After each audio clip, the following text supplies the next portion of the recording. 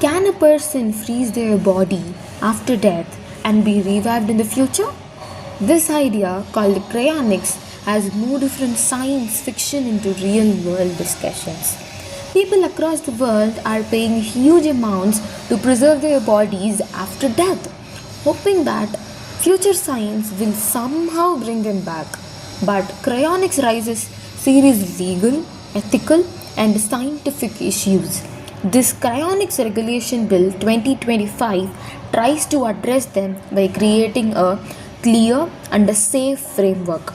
In this video, I'll be explaining the bill and also talk about a very important question that arises in everybody's mind by hearing the word cryonics.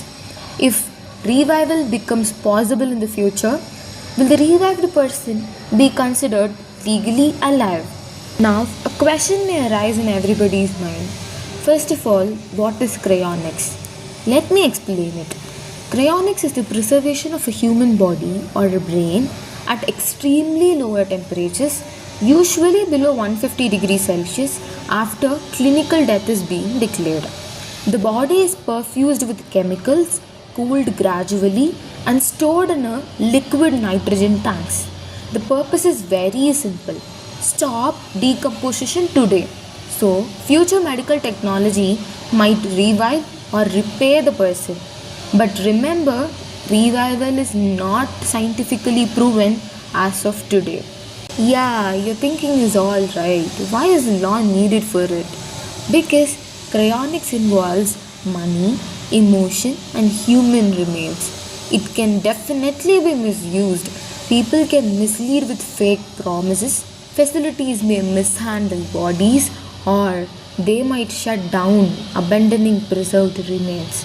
So, this bill tries to ensure transparency, safety, ethical handling, and strict government regulations. This section defines all the terms like cryonics, cryopreservation, clinical death, concerned, preservation chamber, next of kin, regulatory authority. And all these definitions are provided in order to avoid confusion and make the law very clear. No one can run a cryonics facility without an official license. To get a license, a facility must prove that it has all the below mentioned stuffs: proper cryogenic equipment, trained medical staff and technical staff, safety backups, ethical guidelines, long-term financial stability, and no false revival claims. All the license which is issued at the first are valid for 5 years. If a facility violates the rules, mishandles bodies, or misleads families, the authority can suspend or cancel the license. Cryonics Tribunal helps in handling all the appeals and cases relating all to the cryonics. Cryopreservation requires written, informed consent. The person must clearly understand that revival is uncertain. If there is no prior consent, the next of kin can decide. Families can challenge decisions before the tribunal, and disputes must be settled within 30 days. Legal status. Yes, this is one of the most interesting parts and the part which all are eagerly waiting for. According to the bill, a cryopreserved person is legally dead. A death certificate is issued normally. Their property and inheritance continue under Indian succession law. But what if revival becomes possible in the future? Yes, this bill currently does not treat revival as a real possibility.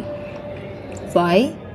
Because there is no scientific evidence that revival will ever happen. However, if revival happens due to future scientific advancements, India would need laws to define the status of that revived individual. Could the revived person become legal person again? Legally it is possible, but only if Parliament passes an amendment in the future. Right now, the revived person would not automatically regain natural personhood. Their previous identity and rights would not automatically return because they were already declared legally dead.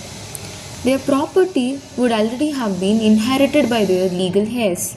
So, revival would create a completely new legal situation. And what would likely happen? If revival becomes scientifically real in the future, the law may declare that the revived human becomes a natural person again. A new identity certificate is issued. They cannot reclaim their old property already inherited, and a new legal framework will protect their lives. So, basically, in simple words, this bill treats cryonics as a preservation only and not revival. If revival happens someday, new laws will be passed to decide their legal personhood. Cryonics facilities must follow strict safety standards, continuous temperature monitoring, liquid nitrogen backup, sealed and secure preservation chambers, daily and monthly logs, annual inspections, surprise checks, strict data confidentiality. They cannot make fake promises like, "We will revive you." Bodies must be treated with dignity. This bill also includes criminal penalties. Running unlicensed cryonics leads to 30 years jail. Mishandling preserved bodies, up to 5 years of imprisonment. Misleading revival claims, up to 2 years jail. Repeat offenders can lose their license permanently.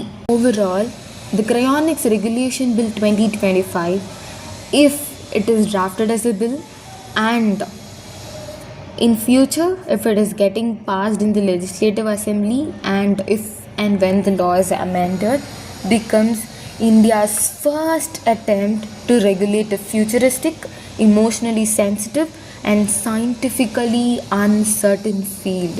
It acknowledges that revival is not yet possible, but if revival becomes real someday, India will need a brand new legal framework for defining personhood and rights of such individuals. We, Pranave, Prabeena, Flaviya and Sarika, are truly grateful for the opportunity to present our CIA on the topic Cryonics Regulation Bill 2025. We feel wholeheartedly thankful for allowing us to learn, research and contribute to this futuristic concept. Thank you.